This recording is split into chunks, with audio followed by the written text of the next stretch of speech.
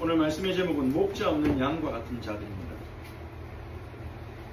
오늘 본문의 36절에 보니까 그들이 목자 없는 양과 같이 고생하며 기진한다 그랬죠. 목자 없는 양과 같은 사람들이 있습니다.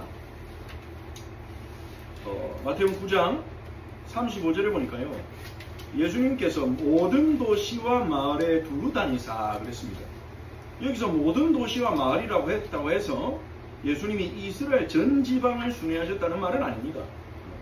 여기서 말하는 모든 도시와 모든 마을은요, 갈릴리 지역에 있는 모든 도시와 마을을 뜻하는 거죠.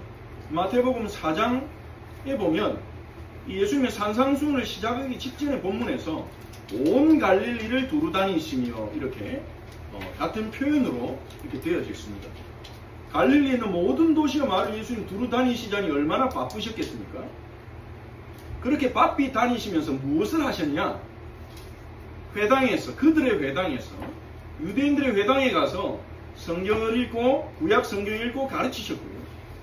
천국 복음을 전파하시며, 예수님이 선포하신 천국 복음이 뭐였습니까? 회개하라, 천국이 가까이 왔다. 천국 복음을 가르치시고, 이 천국 복음을 특별히 예수님이 어떠한 천국 복음을 가르치셨냐? 천국이 뭐냐? 이 천국 백성들 어떻게 살아야 되냐? 가르치신 게 마태복음 5장에서 7장에 나온 우리가 지금까지 살펴본 산상수훈의 내용이죠. 누가 복이 있냐? 하나님 나라 백성들은 이 세상의 빛과 소금이다. 하나님의 율법에 담긴 깊은 하나님의 뜻을 성취하도록 부르셨다. 그러니까 율법은 버리는 게 아니다. 나는 폐하러 오지 않았다. 율법을 완전히 하러 왔다. 이러시면서 사람 앞에서 구제나 사람 앞에서 금식이나 기도하지 말고 하나님 앞에서 해라. 이런 가르침들을 예수님 주셨죠. 하나님 나라 백성의 제자도에 대해서 산상수훈에서 5장의 7장에 나오는 산상수훈에서 가르치셨습니다. 그리고 예수님은 천국 복음을 전파하실 뿐만 아니라 모든 병과 모든 약한 것을 고치셨죠. 이게 우리가 지금까지 읽어온 8장 9장의 내용을 요약한다 볼 수 있습니다. 천국 복음을 선포하시며, 이것은 5장에서 7장의 산상수훈, 그리고 모든 병과 모든 약한 것을 고치셨다. 이것은 8장 9장에 나온 많은 예수님의 치유의 이야기들이라고 볼 수 있습니다. 그래서 마태복음 9장 35절은 마태복음 5장부터 9장까지의 내용을 전체를 요약하는 것이고, 예수님의 갈릴리 사역을 요약하신 거라고 볼 수 있죠. 이것은 또한 교회가 이 땅에서 무엇을 해야 되냐, 거기에 대한 사명에 대한 부분이기도 합니다. 하나님 나라가 뭔지, 하나님 나라 복음은 뭔지를 세상에 알리며, 말로만 알리는 게 아니라 질병을 치유하고 잘못된 것을 바로잡으면서 하나님 나라 이 땅에 왔다는 것을 알리는 것이 바로 하나님이 교회를 통해 하고자 하는 일이죠. 그리고 이렇게 예수님이 갈릴리 사역을 하시면서 온 갈릴리에 있는 마을과 도시를 다니면서 천국 복음을 전파하고 병자들을 고치실 때 예수님이 많은 무리를 만났죠. 많은 이스라엘 백성을 만났는데 그 무리를 보시고 불쌍히 여기시니, 불쌍히 여기셨습니다. 왜 그렇습니까? 이는 그들이 목자 없는 양과 같이 고생하며 기진함이라. 여기서 고생한다는 말은요, 영어 성경에는 weary로 번역되어 있고, 이것은 괴로움을 당하다, 찢기다 이런 뜻이에요. 다 찢겨 있는 거예요. 영혼이 상처투성인 거예요. 거기다가 기진함이라, 기진했다는 말은 지쳤다는 말 아닙니까? 기력이 다 빠져서, 힘이 다 빠져서 움직이지조차 못하는 그 상태가 기진한 상태잖아요. 이 기진하다는 말은 헬라 원어를 보면요, 던지다라는 동사의 수동태예요. 던져졌다, 내던져졌다, 내동댕이 쳐졌다, 이런 뜻이라고 볼 수 있습니다. 그러니까 고생하고 기진하다, 이 말은 무슨 말이냐면 완전히 상처투성이가 돼가지고 버려진 상태를 말하는 거죠. 양이 목자 없이 돌아다니면 어떻게 되겠습니까? 늑대한 데 쫓겨다니면서 발톱에 긁히고 물리고 잘못된 목자 따라가면 어떻게 됩니까? 풀을 먹이고 쉴만한 물가로 인도하는 게 아니라 몽둥이로 때리고요.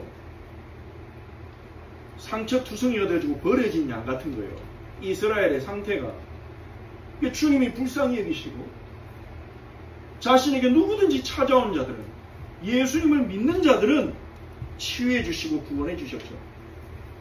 이렇게 찢기고 버려진 목자 없는 양과 같은 무리들, 8장 9장에 등장한 인물들이라 볼 수 있습니다. 8장 처음에 등장했던 나병 환자, 나병에 걸린 자는 하나님의 율법에 의하여 저주를 받은 자로 여겨졌기 때문에 이 사람들은요, 영적으로 하나님의 은혜 속으로 나아갈 수도 없고요, 영적으로도 소외되고, 가족이나 친구들도 이 사람들을 멀리합니다. 부정한 자, 가까이 하면 안 돼. 얼마나 외롭겠습니까? 정서적으로 소외되고, 사람들을 만질 수도 없는, 안아줄 수도 없는 그런 상태로 인생을 살아온 거죠. 얼마나 외로울까요?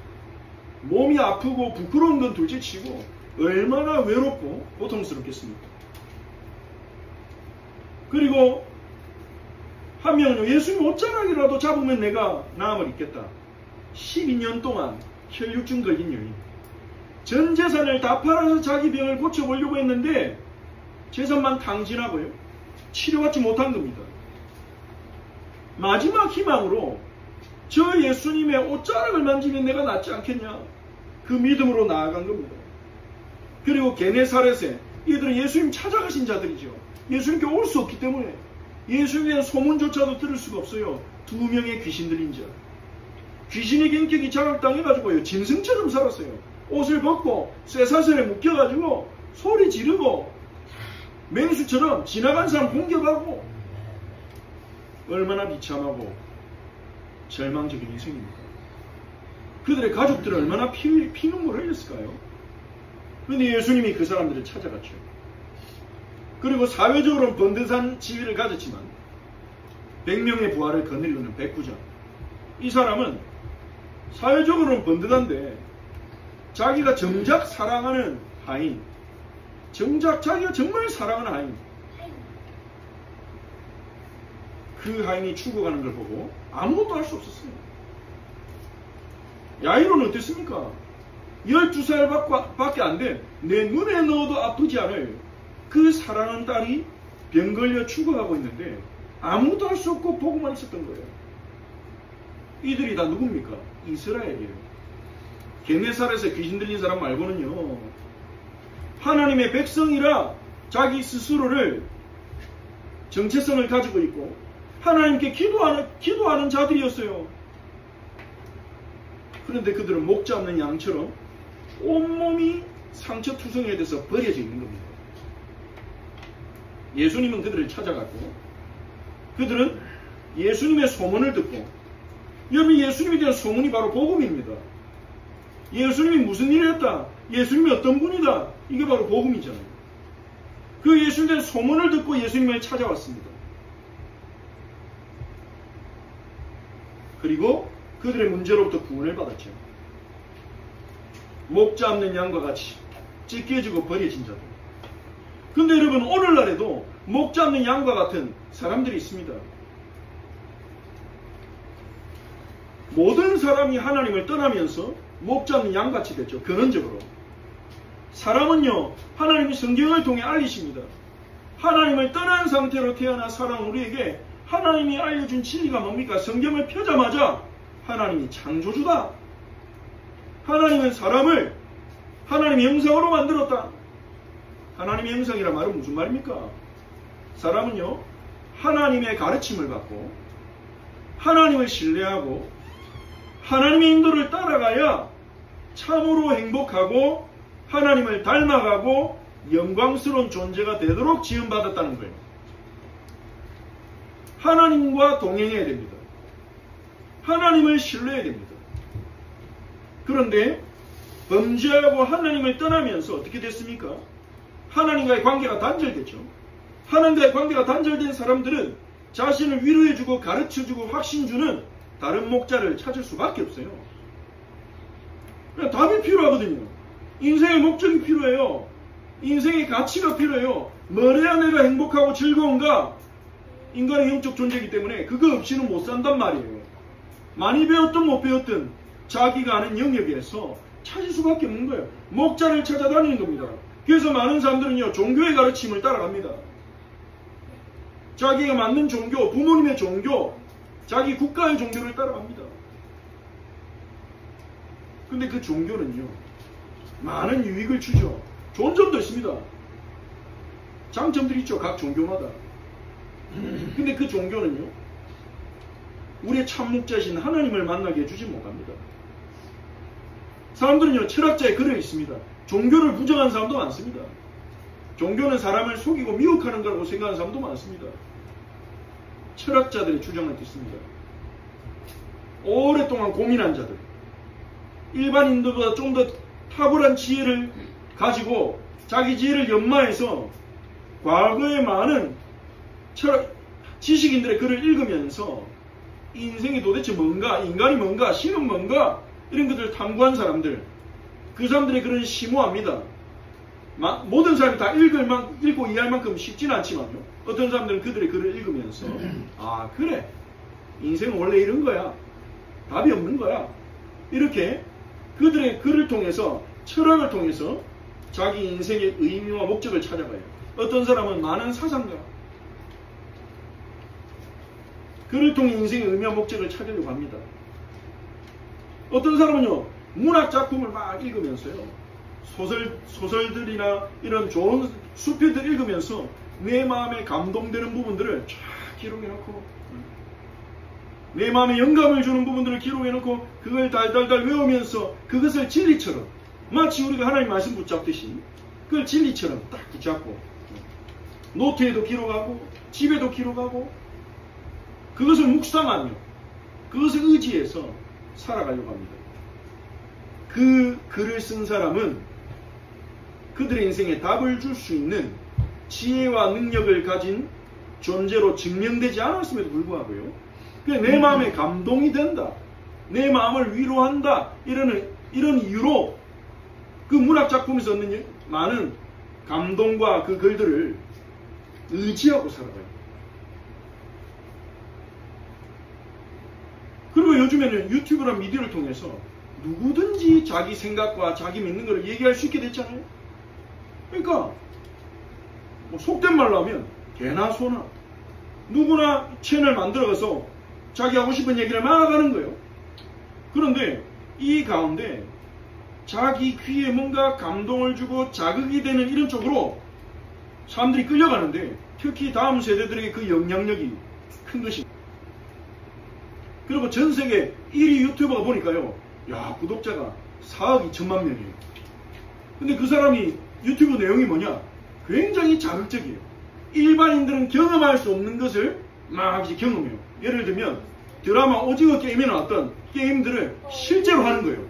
50만 달러 상금 걸어놓고 실제로 했던 게임들을 그대로 하는 거예요. 참가자 모집해가지고. 그러니까 재밌는 거죠. 일반 TV나 이런 방송, 공영방송에서 할 수 없는 그런 컨텐츠들 막 하는 겁니다. 그러니까 사람들이, 전 세계 사람들이, 4억이란 말은 한 나라에서 나오신 인구가 아니잖아요. 전 세계 사람들이 구독하고, 이 사람 수입이 엄청난 거예요. 그러니까 그 수입을 가지고 또 컨텐츠를 만들고. 그러니까 누가 더 자극적이고 누가 더 재밌는가, 이런 경쟁이 지금 유튜브라는 플랫폼 안에서 일어나고 있는 거예요.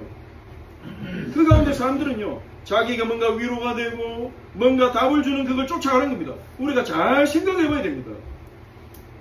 목자 없는 양처럼 자기만의 목자를 찾고 있는 이 시대를요.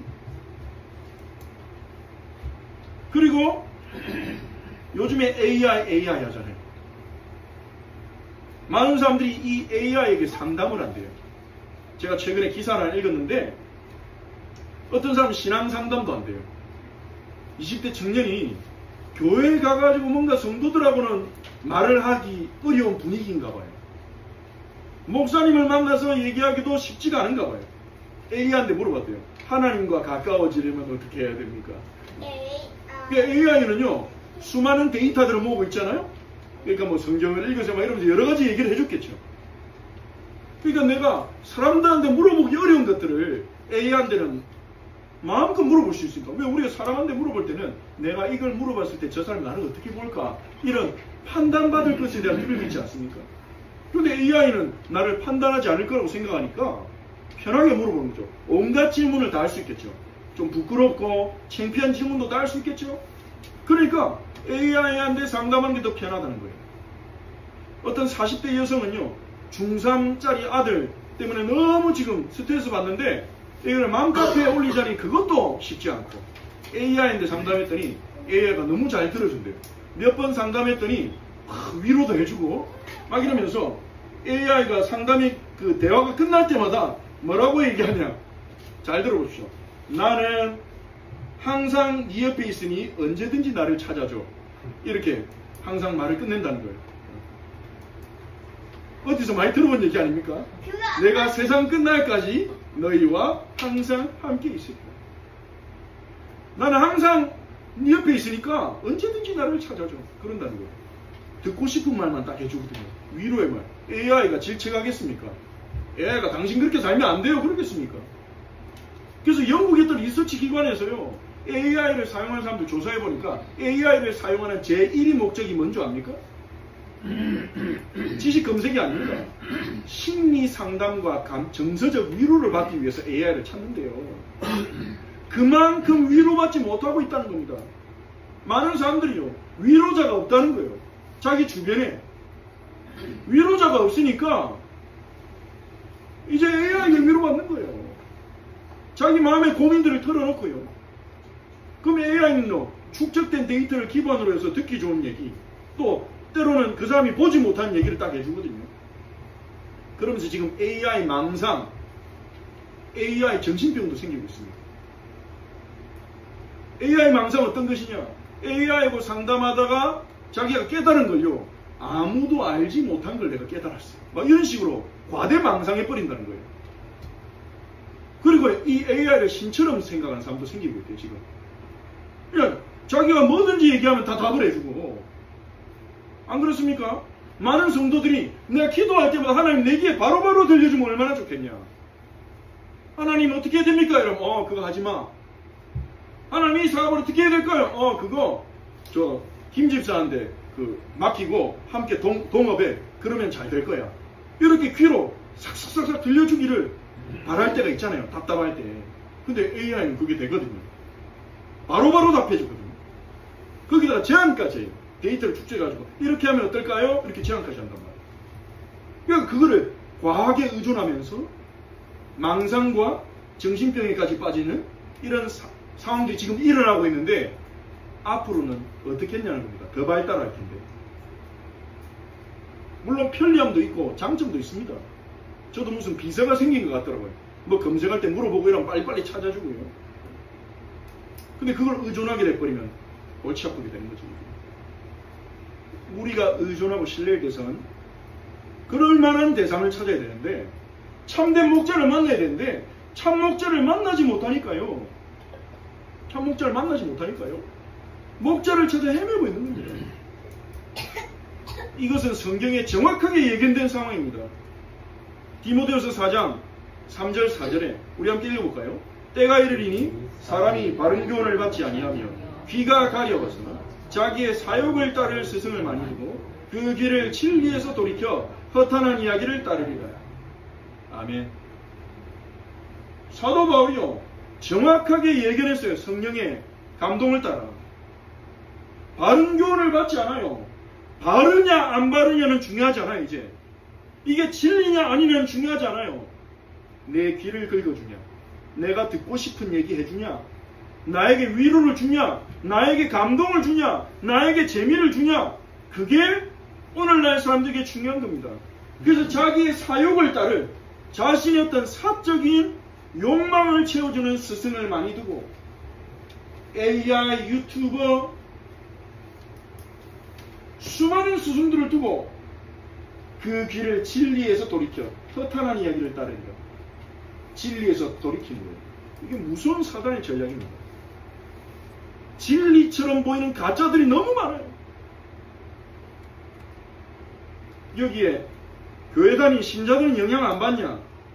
아까도 한 예를 말씀드렸지만 아닙니다.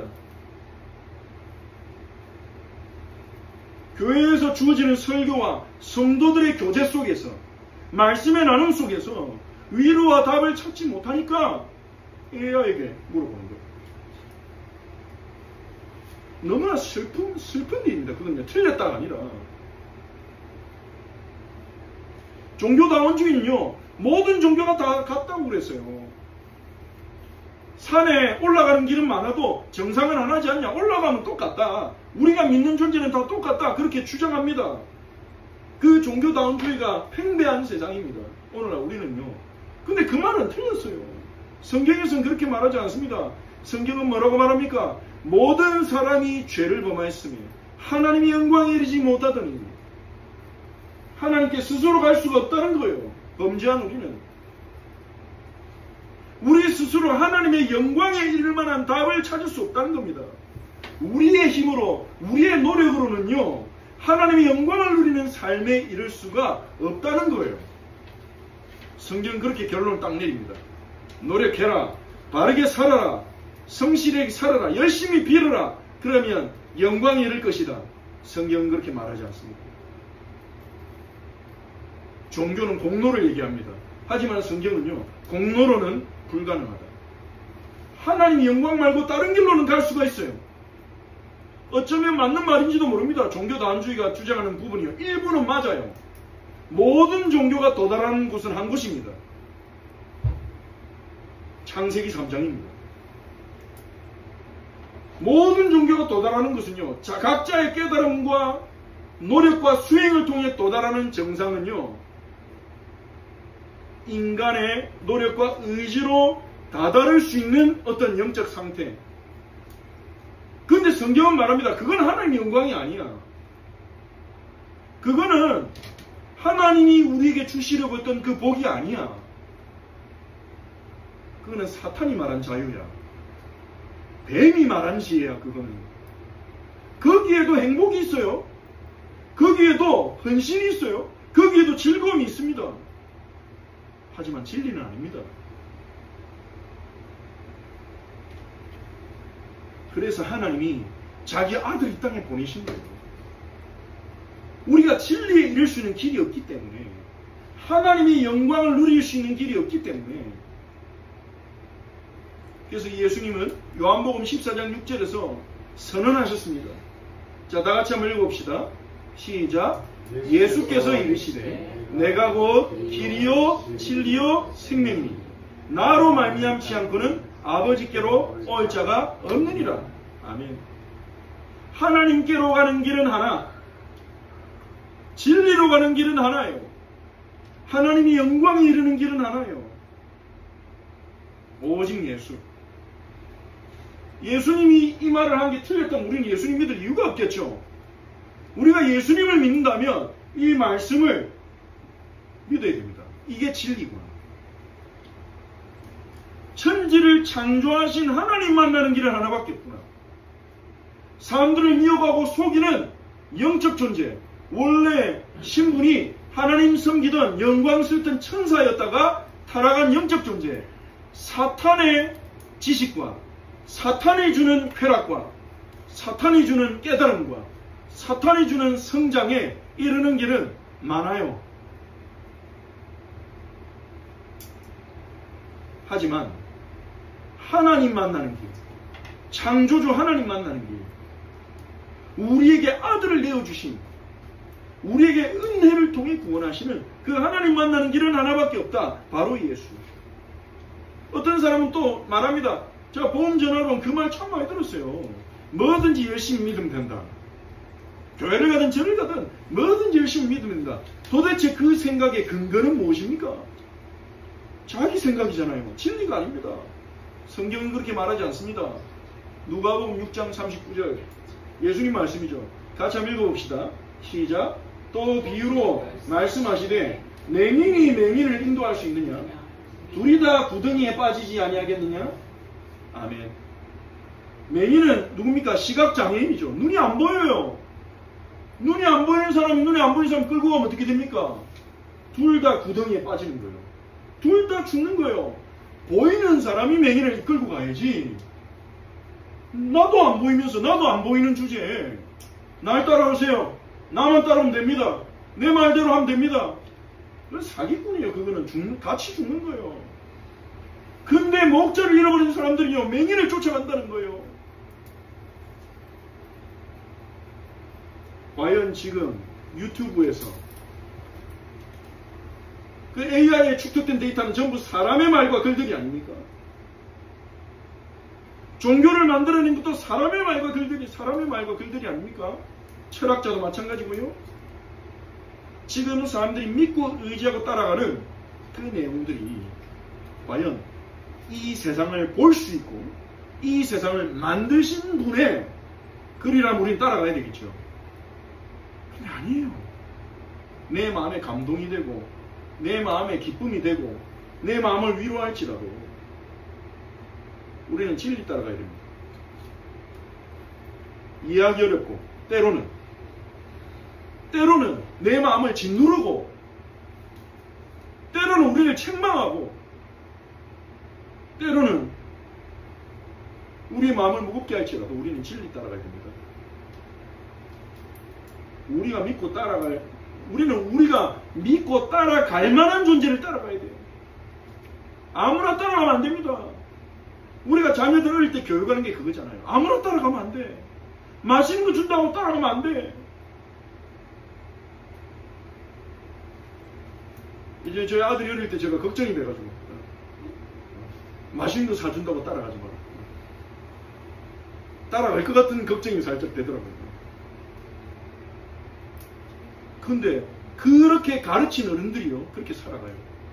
아이러니하게도 진리 아닌 걸 따라가요. 진리라고 확인 안 됐어도 자기 마음의 진리라고 여겨지면 따라가요.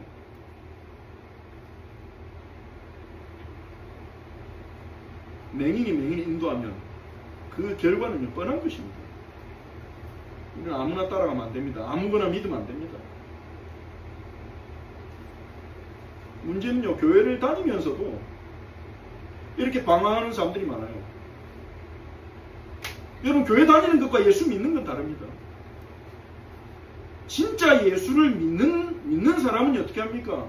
예수님을 신뢰합니다. 어떤 상황에서도. 예수님이 하신 말씀들이 진리라고 믿고 그걸 기준으로 판단합니다. 그리고 예수님을 의지하고 자기의 삶에 선택을 할 때 예수님을 중심으로 선택을 합니다. 그게 예수를 믿는 거 아니겠습니까? 교회를 다니고 주일에 예배드리고 헌금을 하고 봉사를 하는 게 예수를 믿는 게 아니에요. 그건 기독교 생활을 하는 거지. 왜 그럼 교회를 다니면서 예수를 안 믿을까요? 예수님을 신뢰하고 따라갈 때 충분하다는 것을 경험하지 못하고 그게 믿어지지 않는 거겠죠. 그래서 우리의 신앙생활에서, 우리의 인생에서, 우리의 다음 세대들에게 반드시 전달해야 될 내용이 뭡니까?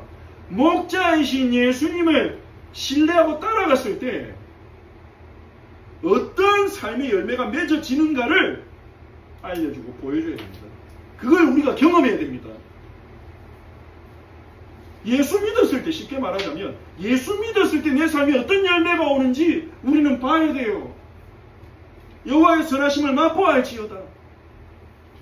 그걸 경험하지 못하면요, 우리조차도 우리의 눈이 또 다른 목자 찾게 돼요. 안 채워지니까. 예수님으로 안 채워지니까. 주일 설교로 안 채워지니까. 성경 읽는 것으로 안 채워지니까. 뭔가 내가 의지할 멘토를, 물론 멘토는 필요합니다. 나를 점검해주고 또 조언도 해주고. 근데 의지할 존재를 찾는 건 다른 얘기예요. 예수님을 의지하는 것으로 충분하다는 답이 나지 않으면요, 힘들 때, 판단하고 선택을 곤란할 때 의지할 누군가를 찾게 됩니다. 다른 목자를 찾게 됩니다. 그래서 예레미야 2장 13절에 하나님께서요, 실제로 여호와를 신뢰하지 않는 유다를 향해서 하신 말씀이에요. 내 백성이 두 가지 악을 행하였다. 첫 번째는 생수에 근원되는 나를 버린 것과 너희 인생에 필요한 생수, 너희의 갈급함을 채워주시는 그 생수는 나에게서 나오는 것인데 왜 나를 찾지 않지 않냐? 너희 인생의 갈급함과 외로움과 즐거움을 나에게서 찾지 않지 않냐? 나를 버렸다. 두 번째는 스스로 엉덩이를 팠다. 스스로 엉덩이를 팠다는 말은 뭡니까? 자기에게 필요한 하나님을 의지하지 않고 자기 인생의 마음에 충족할 수 있는 다른 것을 스스로 만들고 찾았지 않았냐? 우상을 찾든 돈을 의지하든. 근데 너희가 판 그 생수는 터진 엉덩이야. 너희에게 충분히 공급해주지 못해. 잠깐 공급해줄 수는 있을지 몰라. 터진 엉덩이 어떤 겁니까? 물이 새나가요. 조금 떠먹을 수는 있어요. 근데 영원히 나를 충족시켜주지 못해요. 지속적으로 채워주지 못해요. 그게 너희가 두 가지 악이다. 두 가지 악은 연결되어 있죠. 생수의 근원인 하나님을 실제로 의지하지 않으니까, 실제로 하나님을 믿고 의지하지 않으니까 채워지지 않단 말이에요. 그러니까 스스로 엉덩이를 자꾸 파요. 아, 뭐 해야 재밌나? 뭘 해야 내 인생이 좀 마음이 평안할까? 누구에게 오늘 전해야 되지? 누굴 만나서 좀 내가 돈 받아야 되지? 나를 도우시고 나를 채우시고 내게 기쁨 주시고 내게 답이 되시고 나를 인도해 주실 생수의 근원 되신 목자가 내 옆에 있음에도 불구하고 그분을 버리고 자꾸 땅 엉덩이를 파는 거예요. 자, 이 책임은요, 성도들이, 교회를 다니는 사람들이 이렇게 살아가는 이 책임은 가장 큰 책임이 목사에게 있습니다. 지도자에게 있습니다. 왜 그렇습니까? 예레미야 50장 6절을 말했듯이요. 하나님이요, 내 백성은 잃어버린 양떼로다. 그 목자들이, 이 목자들은 이스라엘 지도자를 말합니다. 목자들이 그들을 곁길로 가게 했다는 거예요. 참 목자신 여호와께로 인도한 게 아니라 곁길로 가게 하여 산으로 돌이키게 하였습니다. 그들이 산에서 언덕으로 돌아다니며 쉴 곳을 잊었도다. 그들이 어디서 쉬어야 되는지 잊어버리겠다는 거예요. 목사들은요, 자기를 의지하게 하면 안 됩니다. 언제든지 도와야 되죠. 목사들은 성도들의 고민을 듣고 또 성도들은 목사와 상의해야 돼요. 상담하고 그냥 엉뚱한 데 찾아가지고 고민 얘기하고 막 내가 우울하네 그렇게 얘기하는 게 아니라 하나님이 교회에 주신 직분자 그리고 목사는 그들을 예수님께로 인도해야 돼요. 말씀으로 인도해야 돼요. 내가 해결해 줄게, 내가 채워줄게, 이게 아니라 예수님께로 인도해야 돼요. 예수님은 이렇게 말씀하시고 예수님께로 갑시다. 예수님이 주신 음성을 들어봅시다. 그게 훌륭한 영적 지도자입니다. 세상의 지도자는요, 카리스마 있어야 돼요. 사람들이 자기 말 듣도록 지혜로워야 돼요. 책임감 있어야 돼요. 뛰어나야 돼요. 물론 교회의 지도자인 하나님 교회에 세우신 목사도 책임감이 있어야 되죠. 지혜도 있어야 되겠죠. 기도에서 하나님 주신 지혜를 얻어야 되겠죠. 하지만 성도들이 자기 앞에 머무르게 해서는 안 됩니다. 곁길로 가게 해서는 안 됩니다. 참된 쉴곳, 생수의 근원이신 여호와께로 예수님께로 가도록 인도하는 거예요. 그를 위해서 목사가 성도들 앞에서 성도들에게 그 본을 보여야 되는 것이 너무나 중요한 사명인 것입니다. 문제 생기면 예수님께로 가고 마음이 우울하고 힘들 때 예수님께로 나아가고 예수님으로부터 기쁨을 얻고 체험을 얻고 인도하심을 얻고. 그런데 이스라엘 목자들이 그렇게 하지 못했어요.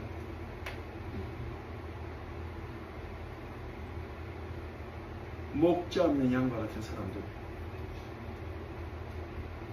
여러분 어떠세요? 여러분은 목자 있는 양과 같은 사람들입니다.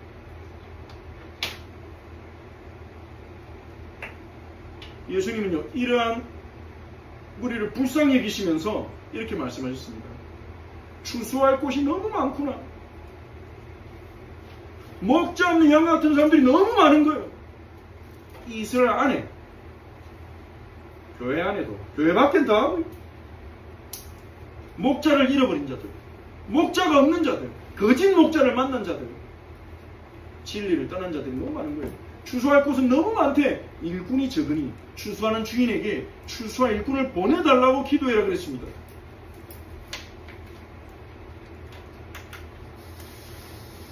(37절) 38절에서 말씀하셨죠. 예수님 말씀하신 추수는 무엇을 의미하냐? 구약에서요, 추수는요, 심판을 의미하기도 했습니다. 자, 성경구절 몇 가지, 한 두 구절 볼게요.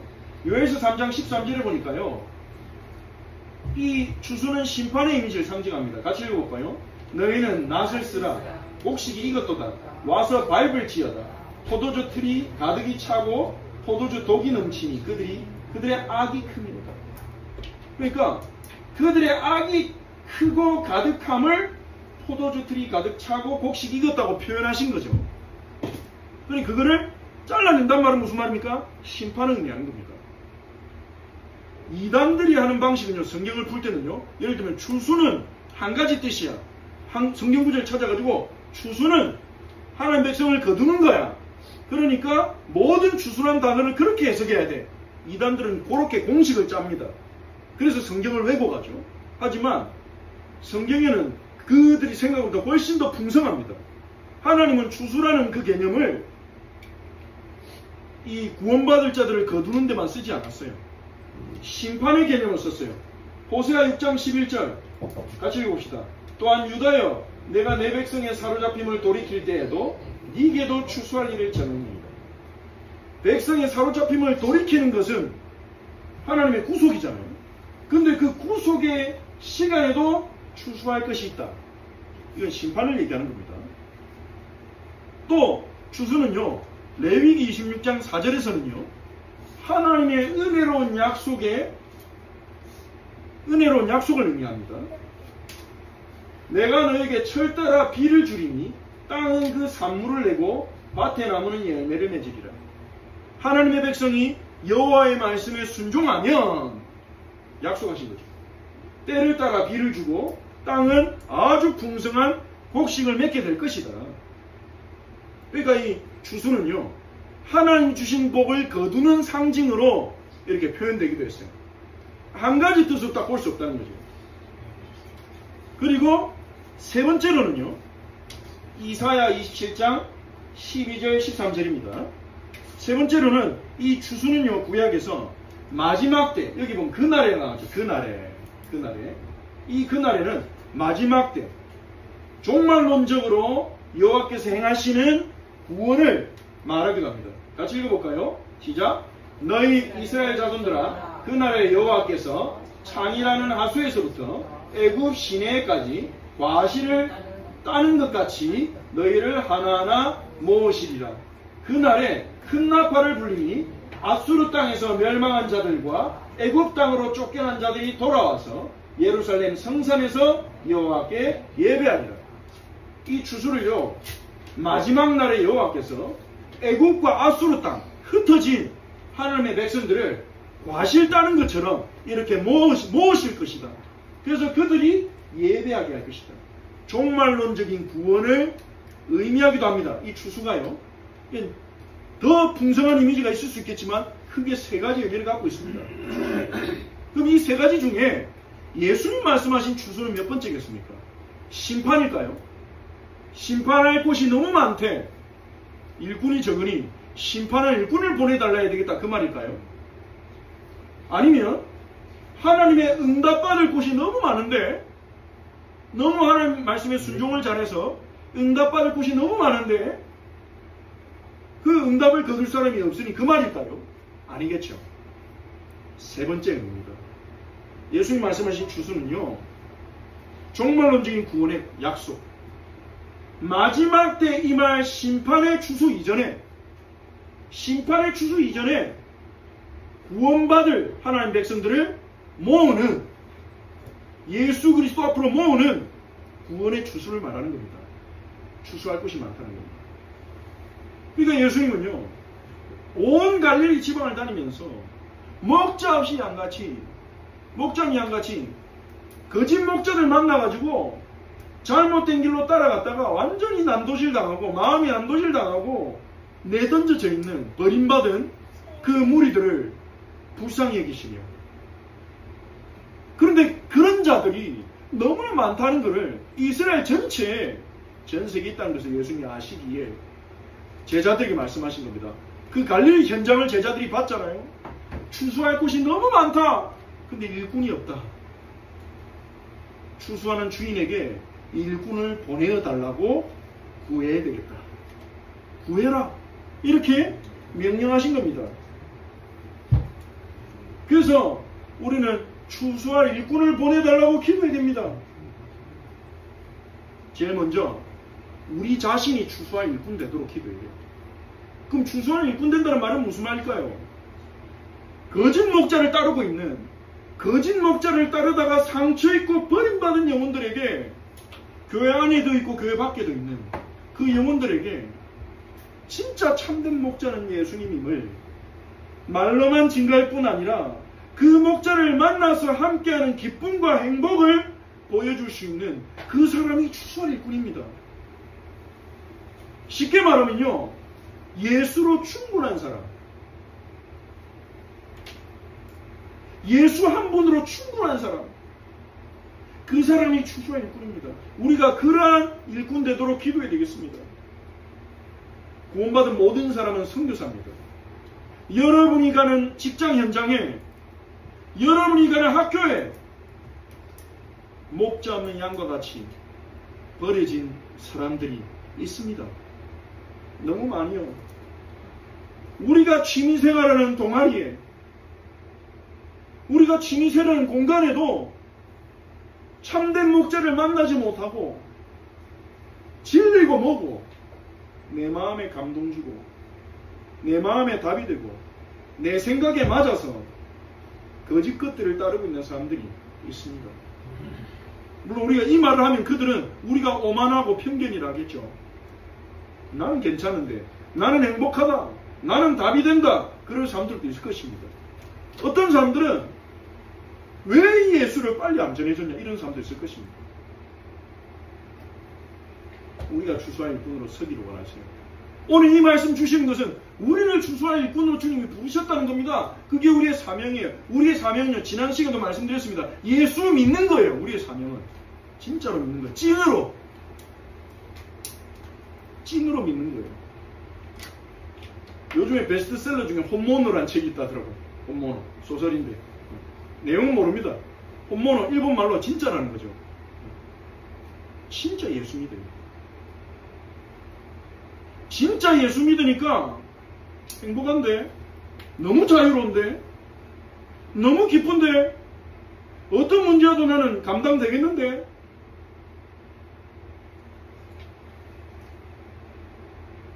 그런 사람이 세상에 필요해요. 그런 사람이 진짜 교회입니다. 그 사람이 하나님의 영광을 세상에 나타낼 자들입니다. 산삼순이 말하는 게 그거잖아요. 누가 진짜 복받았냐? 너희가 10년 가난하고 애통하지만 너희가 하나님 나라를 소유했지 않냐? 너희가 하나님의 위로를 받지 않냐? 하나님이 땅을 너희에게 기업으로 주실 것이다. 그러니 너희가 진짜 복받은 자다. 진짜 복받은 너희가 이 세상의 빛과 소금이다. 하늘에 계신 아버지를 닮아가라. 너희가 이 세상의 희망이야. 너희가 진리를 거부한 이 세상에 진리로 서야 돼. 진리가 될 거야. 내가 그렇게 할 거야.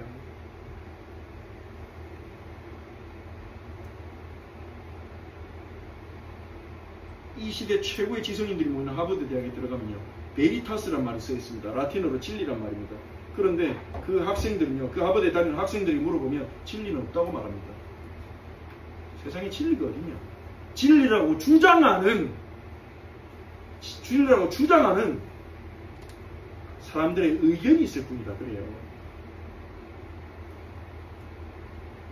이 시대를 살아가면서 우리는요, 진리가 있다고 주장해야 됩니다. 우리는 진리가 있다고 선언해야 됩니다. 그리고 우리가 그 진리께로 이끄는 빛과 소금, 아이 그걸 어떻게 합니까? 나는 내 사는 것도 힘든데 은혜 받는 것도 쉽지가 않은데 그게 별개가 아닙니다. 우리가 은혜 받으면 그렇게 돼요. 근데 우리가 진짜 은혜 받는 게 뭡니까? 눈물 나고 내 마음 시원하고 감동되고 물론 그것도 은혜입니다. 진짜 은혜 받는 건요. 마태복음 17장에 예수님을 보고 나서 엘리와 모세가 나타나고 난리가 났죠. 마지막에 뭐라고 말합니까? 예수 외에는 보이지 아니하더라. 예수님 믿어 너무 감사하다. 예수님 때문에 내가 죄로부터 완전히 해방받았고 망할 수 없는 신분 됐구나. 그래. 예수님이 나를 의롭게 하셨어. 난 하나님 자녀야. 나 이제 난 참된 목자를 만났어. 나는 목자 없는 양이 아니야.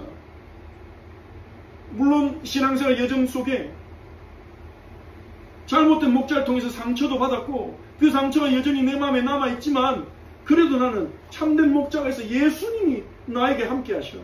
난 참된 목자가 있어. 내가 앞으로 실수라도 내가 속더라도 그냥 잘못된 판단해도 목자는 나를 붙들어 주시고 인도해 주실 거야. 지금까지 그렇게 하셨듯이. 나를 여기까지 인도하신 분은 나의 목자신 예수님입니다. 난 앞으로도 그 목자신 예수님 따라갈 거예요. 오늘도 그분 따라갈 거예요. 나는 이번 주도 그분 따라갈 거예요. 나는 평생 나의 목자신 예수님 따라갈 거예요. 그러니까 나는 문제 없어. 문제와도 문제 안 돼. 예수님이면 충분하구나.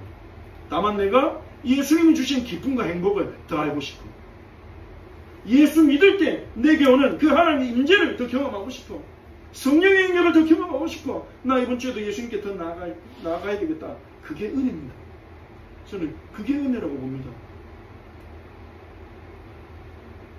그 은혜가 여러분이 임하시기를 바랍니다. 우리가 추수와 일꾼으로 예수 믿는 자로 예수로 충분한 자로 서게 될 것입니다. 그리고 우리는 기도해야 됩니다. 예수님 말씀처럼 이 목자를 잃어버린 미전도 지역, 울산에 있는 미전도 지역, 교회가 없는 지역, 미전도 종족, 미전도 국가를 위해 우리는 기도하면서 아버지의 인도하심 따라 가는 것입니다. 주님의 관심은 거기에 있습니다. 추수해야 되는데 준비가 돼 있는데 영혼들이 준비가 돼 있는데 그들을 향해 나아가서 담대하게 예수는 그리스도다. 예수는 충분하다. 예수 믿으면 됩니다. 예수 믿으면 행복합니다. 예수 믿으면 어떤 문제도 문제 안 됩니다. 예수 믿으면 내가 점점 거룩하게 성숙하게 아름답게 변화됩니다. 나는 예수로 충분합니다. 이 증언을 할 일꾼이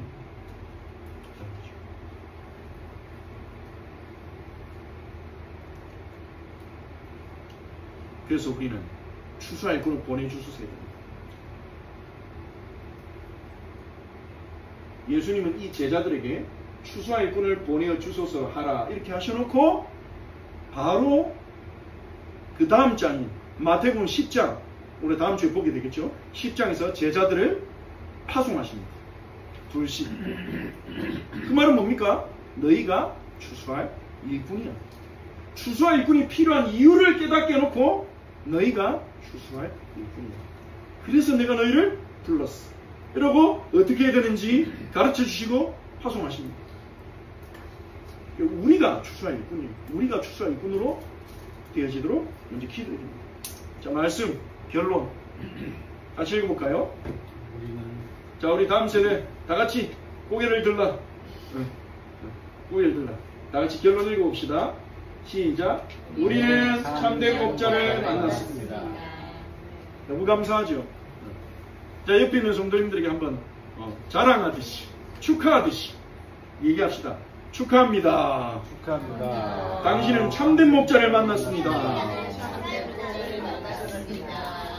자, 다음 세대를 크게 대답해 봅시다. 그 참된 목자가 누굽니까? 예수님. 아멘. 예수 그리스도. 참된 목자를 만났어요. 자, 그런데 이제 우리가 응답받아야 될 건 그거예요. 우리의 목자이신 예수님으로 충분합니까?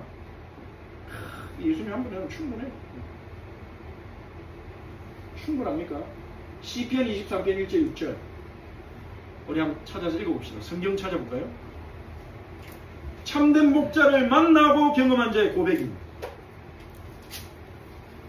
여러분이 이렇게 되기를 소망하면서 읽어봅시다. 시편 23편. 우리 다음 세대 빨리 찾으세요. 딴 거 쓰지 말고.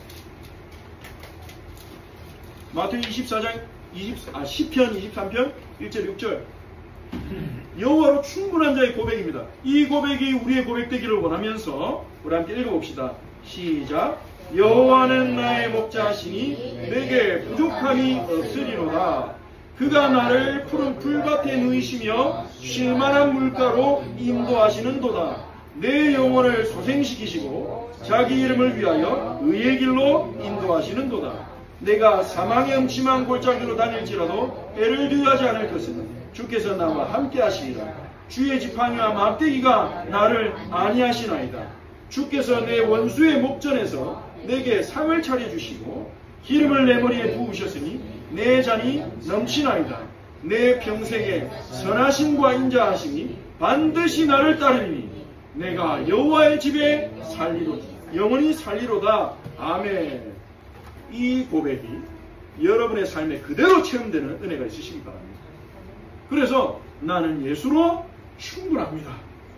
그런 고백하는 일꾼으로 세워지시기 바랍니다. 이를 위해 날마다 우리의 목자신 예수님께로 나아갑시다. 여러분 이번 주에 시편 23편을 많이 읽어보세요. 찬양도 들어보시고 그러면서 그 고백이 내 고백 되게 해주세요. 그 다윗의 심정을 나도 알게 해주세요. 이 다윗의 체험을 나도 경험하게 해주세요. 여러분이 그렇게 고백하시면서 시편 23편 찬양도 제가 단톡에 올려드릴 테니까 여러가지 버전으로 그것도 들어보시고 운전할 때도 들어보시고 그리고 23편도 읽어보시면서 여러분의 목자를 참으로 경험하시기 바랍니다. 자, 그리고 세 번째로 목자 없는 양 같은 사람들을 예수님께로 인도하는. 우리가 이렇게 충분해지면요, 다른 사람 볼 때 이 사람 목자가 없네 이게 보여질 거예요. 이 사람 뭐 의지하지? 이 사람 의지하고 있는 게 이 사람에게 답이 되나? 답을 줄 수 있나? 이 사람을 보장해 줄 수 있나? 이 사람 의지하고 있는 그게? 이 사람 책임질 수 있나? 아닌데 이 사람이 참 목자를 몰라서 의지하고 있는 거 아닌가? 내가 소개해 줘야 되겠는데 이런 것들이 보여지기 시작할 겁니다. 우리가 예수님으로 충분하면요. 그러면 우리를 목자 양 같은 사람을 인도하는 추수에 쓰임받는 일꾼이 될 것입니다. 이를 위해 기도하겠습니다.